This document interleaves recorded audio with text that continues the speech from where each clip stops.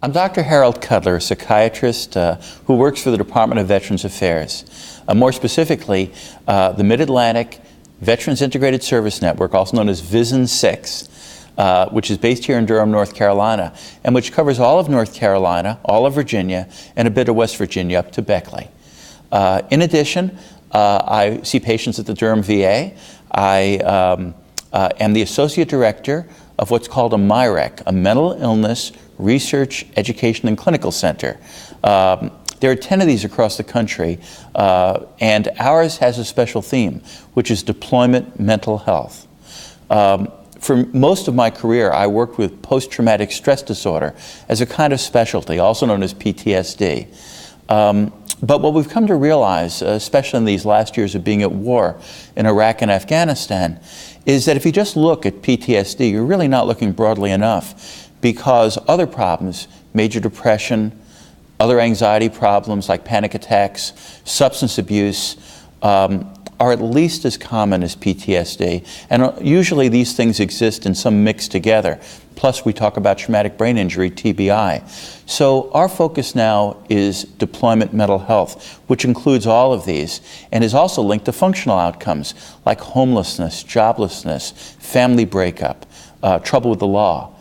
We're taking a much broader scope, which is what is necessary in trying to understand and deal with the real medical and social sequelae of being a nation at war.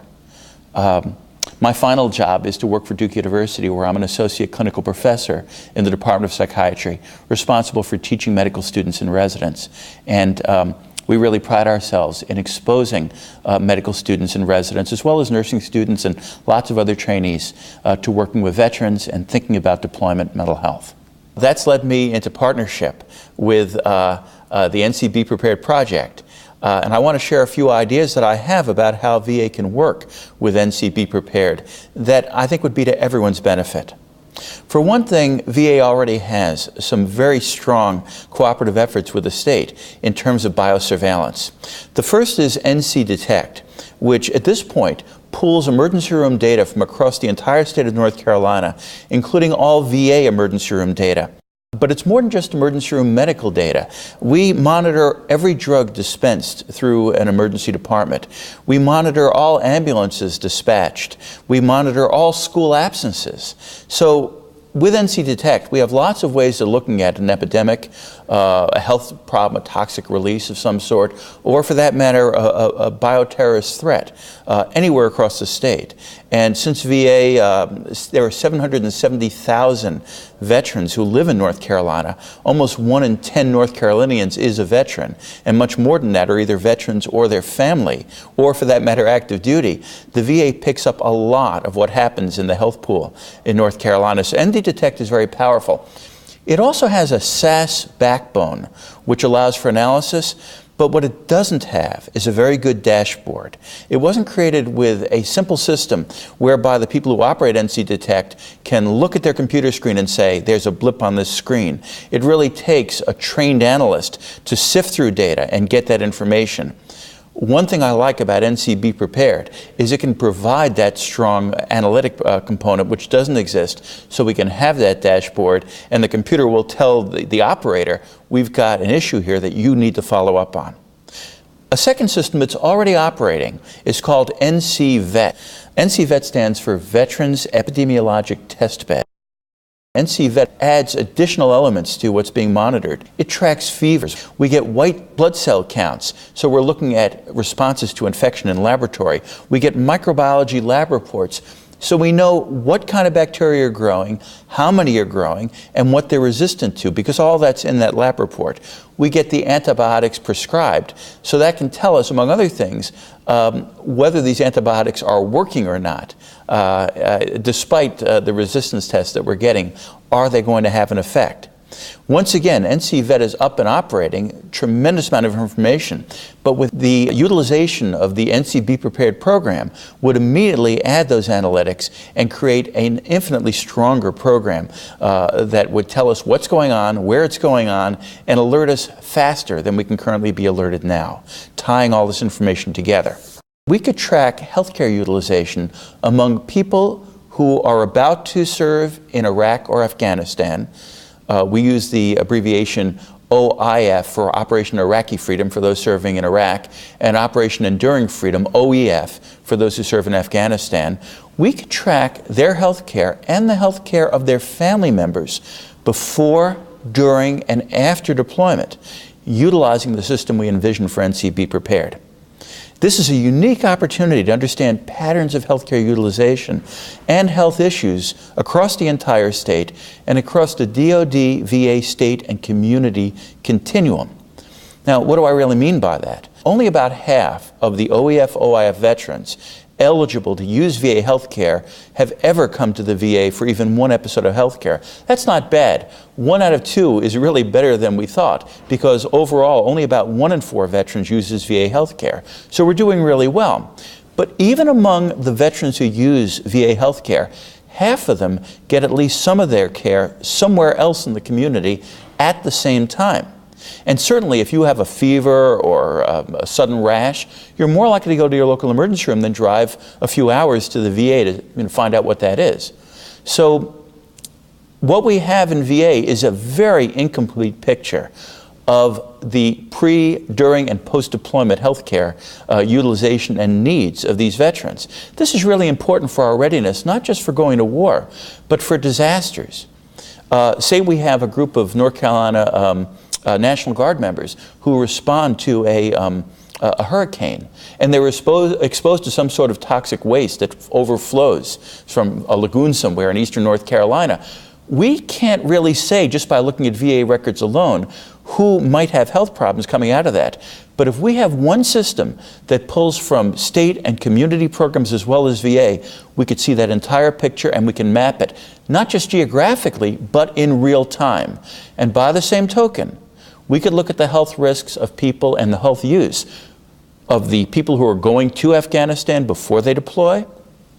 We can look at the health utilization of their families before they deploy. We can follow the family's health care through TRICARE, through local emergency rooms, while the deployment's going on, which might be of real value. You know, mental health admissions of military children has doubled since these wars began, but we know very little about the outpatient emergency room utilization for mental health of military dependents. This could really give us a picture which would let us plan better systems of care and better responses. It's better for our folks now, and it'll be better for the future. And of course, when people come back from a deployment, we can follow fevers, we can follow pain, we can follow mental health issues. Remember that a lot of people don't want to tell DoD or VA about their mental health issues because they're still worried it's going to affect their security clearance and their opportunity to continue to serve in the military. This system will give us that information. And I want to point out that we have no wish to intrude on these people. We have no wish to have information that they don't want us to have. We're talking about de-identified data. Using the system that's going to be built for NCB-Prepared, this information will be stripped of personal identifiers. And what we've recommended is we will aggregate data, so we will never have a view of any individual's health care. And in fact, what I've suggested is that if we have a county that has fewer than 100 veterans, we'll aggregate that county's information with other counties until we get at least 100 at a time. So there is no way we will identify any individual, whether they're a service member or a dependent, using the system. But what we will see is, if there is a medical need before, during, or after deployments that we are not yet responding to, it will be picked up by this system. There are several subgroups of veterans that are of particular interest because we know very little about their healthcare utilization, and because, in fact, they're probably less likely to use VA health services than other veterans. One of these groups is women veterans. About 12% of the people serving in Iraq and Afghanistan are women. And although officially they're not in combat, they're MPs kicking down doors in the middle of the night. They're on convoys. They're being mortared, even if they're working on these forward operating bases and supposedly never going outside the wire. The fact is that we don't know much about the healthcare needs or utilization of these women.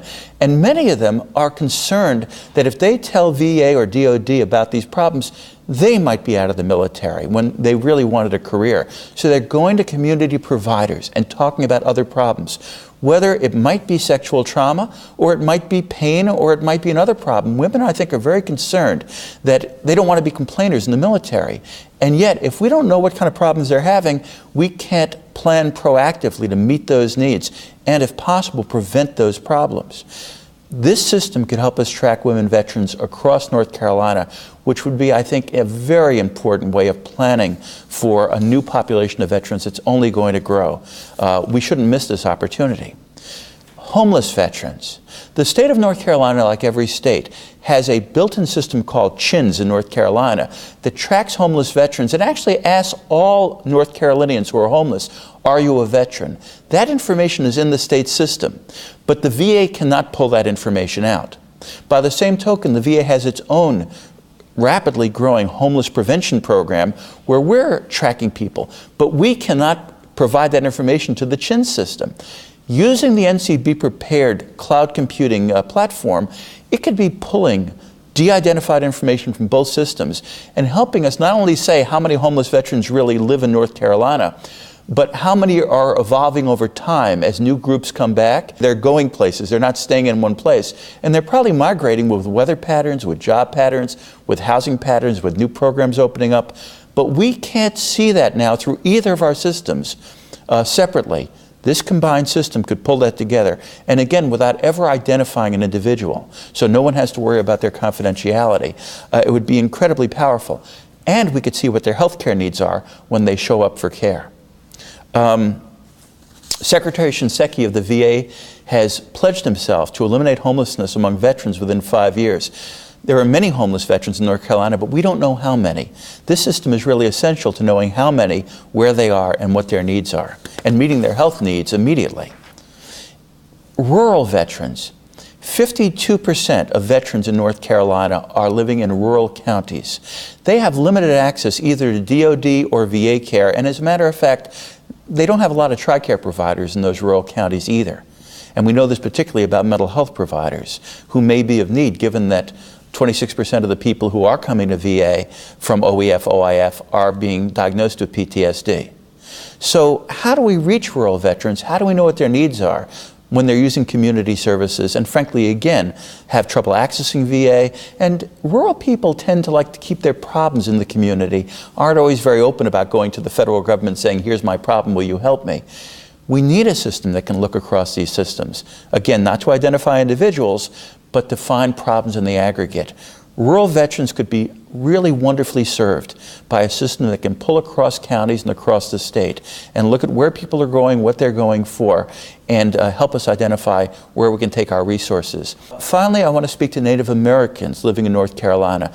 Native Americans are much more likely to become veterans and serve in the military than most folks, and they have a very high rate of PTSD as well, partly related to, I think, a very high degree of combat exposure, which, by the way, is also true of rural veterans in general.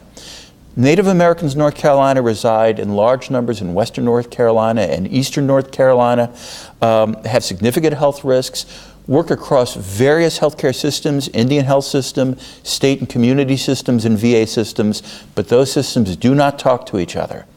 Very often, Native Americans don't know which systems they could be using or how to access the full continuum of care available to them because those systems don't talk to each other and aren't aware of each other.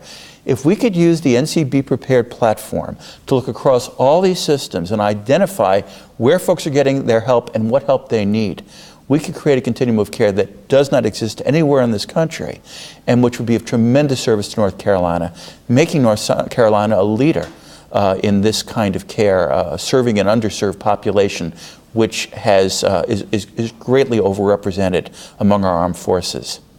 I'll make one last point, and that is that because TRICARE actually has lists of all family members and dependents of military members and a good number of veterans at this point, retirees for instance, as well as OEF, OIF veterans who are National Guard and Reserve members, still eligible for TRICARE, we can track those family members, but we can do it in a de-identified way. A third computer will be able to have those identifiers. It'll pull from VA, DOD, state and community records. It'll never provide identifiers for who those people are. but it will tell us what the healthcare needs are and where they are. Are they around the military bases? Are they in the rural communities? Are they on Indian reservations? This is the kind of data we need to build the kind of continuum of care which our state needs. Thank you.